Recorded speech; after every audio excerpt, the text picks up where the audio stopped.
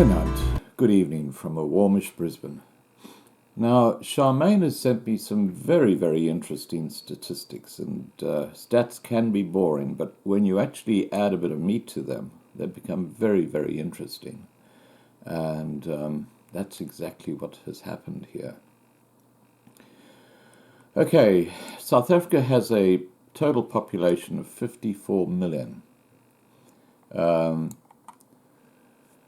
The ratios of the entire population today are 80% black, 9% coloured, 2.5% Asian, and 8.5% white. Let's look at some related information looking to the future and also to the past. If one had to plot the birth rate of the youth dating back to 1990 from the above table, one would note the following. The figures for white, coloured and Asian youth have remained fairly static since 1990, whilst those for blacks have increased steadily since 2005 to a point where they now account for almost 85% of their age group.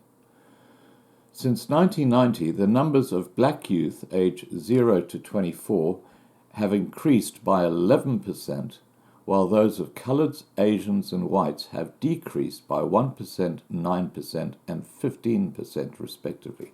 So the white population has decreased by 15% since 1990.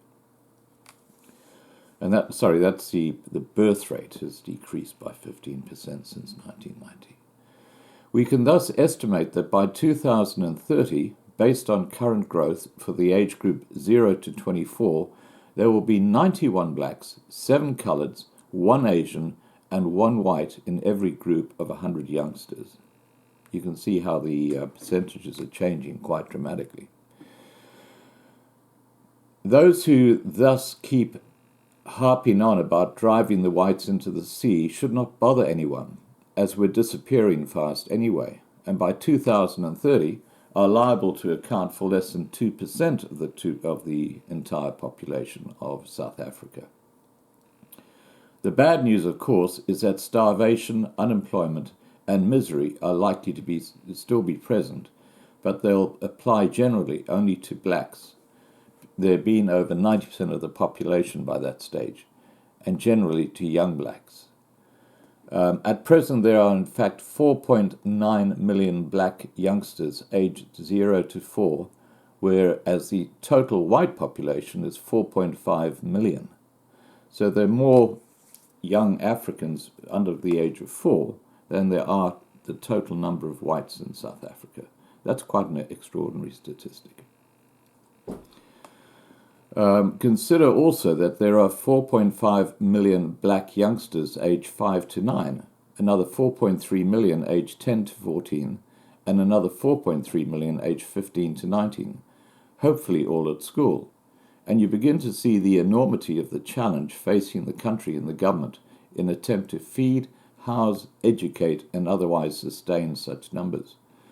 Regarding unemployment amongst the youth, calculated at 48% across the board by Stats South Africa, it would seem that of a total population for this group of 10.4 million, 5 million are thus unemployed. And even more disturbing is that at least 4.2 million of these are black. Considering that the entire white population is about 4.5 million, this is a figure that should worry all with regard to education, crime, service delivery, government expenditure, job creation, and socio-economic woes.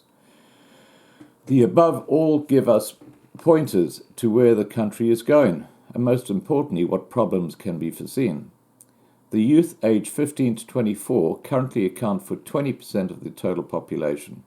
Some 10 million of them, whilst that young, aged 0 to 14, form 30% of the population and number some 16 million. Add these two groups together, 50% of the entire population and 26 million in number. And you see the size of the problem facing us unless jobs are created very fast or the black birth rate is slowed, which is unlikely. Quite noticeably, AIDS hasn't had the effect it was claimed it would have, and as a result, the young black population is exploding way beyond what the country can cope with now or in the future. Unfortunately, it would seem that the government, also known as the ANC, are either unaware or uncaring of this growing problem, when they should be seriously worried for grants, subsidies, education, housing, services, all things relating to the age group, in fact, are going to eat an increasingly large portion of their budget, regardless of what they do now. Basically, South Africa's going bankrupt. The South African economy needs to grow fast, starting now, if it is going to absorb another 26 million job seekers over the next 15 years. We can't export them. We have to create jobs for them. For this reason alone, the government should be actively creating an environment wherein jobs can be easily created. They should be attempting to slow the black birth rate, and they should be concentrating on creating capitalistic solutions for hungry mouths, rather than attempting to instill socialistic ideals in an exploding population of young hopefuls. If they are not doing so, and to all intents and purposes it seems that they're not, then South Africa is heading for a huge problem, notwithstanding Eskom and the rest. In that, there will be more young people than there will be enough food, drink, housing, education, and services to cater for them.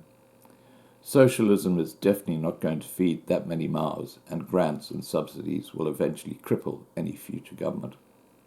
Now, there's some very interesting facts in there, and you don't have to be a genius to see that South Africa is headed for a complete breakdown, because with the exploding black African population in that country, and the corruption that's going on at the top levels, it's like a